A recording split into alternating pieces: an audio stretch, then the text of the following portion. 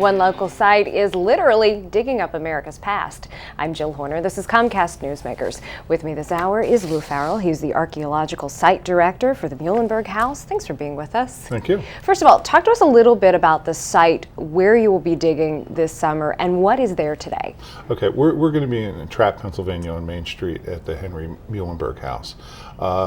The house is really wonderful. It was restored in the 70s to the Muhlenberg period. He lived there, moved there in 1776. It's been restored to as it would have been when he was there. Our focus is going to be on the outside. We're going to be digging the summer kitchen that he built in 76. We're going to be looking for things associated with the summer kitchen.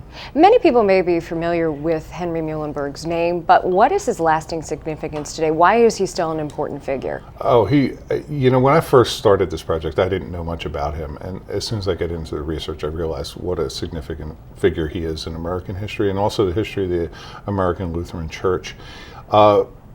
He arrived in the States in 1742 and immediately went to work professionalizing the church, kicking out some of the lay ministers, kind of straightening out things that had been sort of loose around there. He brought in formally trained ministers. He standardized the service. He wrote a hymnal. Gathered all the hymns that were together, and he by 1748 he had built and organized the first synod in America. Now, by 1776, he's in Trappe. He has this site where his home still stands today, but this is a much older site. And in the past, you've actually excavated some artifacts that predate Muhlenberg. Yeah, it wasn't. I didn't do that excavation. That was done in the early 90s by another group. We're working with the artifacts and the records that they left us. There's a great redware kiln there, sometime between 1730, 1740, and that's a really early industrial site. And one of the neat things about this kiln and this image is that it looks like it's in great shape. Yeah. Yeah, we have the picture that's up is a sagger. It's part of the kiln furniture, and when you see that artifact, it's from 1720.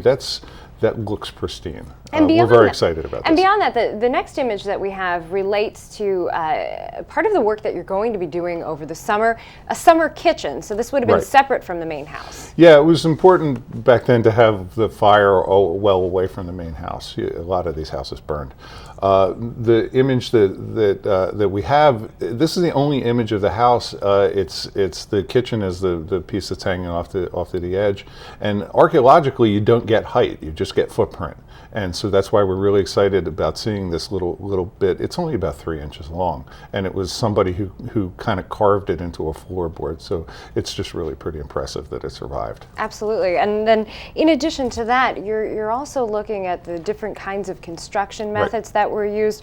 What kind of roofing would we have seen on these houses? Well, traditionally, Pennsylvania Germans probably would have used cedar shake on the main house, but we're finding evidence that there were these terracotta roof tiles, and we're finding a number of them around the site. Okay, and that's part of what you might be seeing this summer as well. Right, we want to see some of the architectural stuff, but we're interested in we're digging the kitchen. We're going to find things that indicate food and how people process food and things like that. And that's what you've brought here. Now, this is actually a beef bone, quite an old beef bone. Right, and I brought this because it's an example of the sort of thing that we'll find. This is not from the Muhlenberg House. This is from a friend donated who lives in Marcus Hook, Pennsylvania. But it's the kind of thing that we're going to see. And if you're an archaeologist, you look at bones and you get excited because you see things like this has been cut with a saw there. So it shows butchering. Right.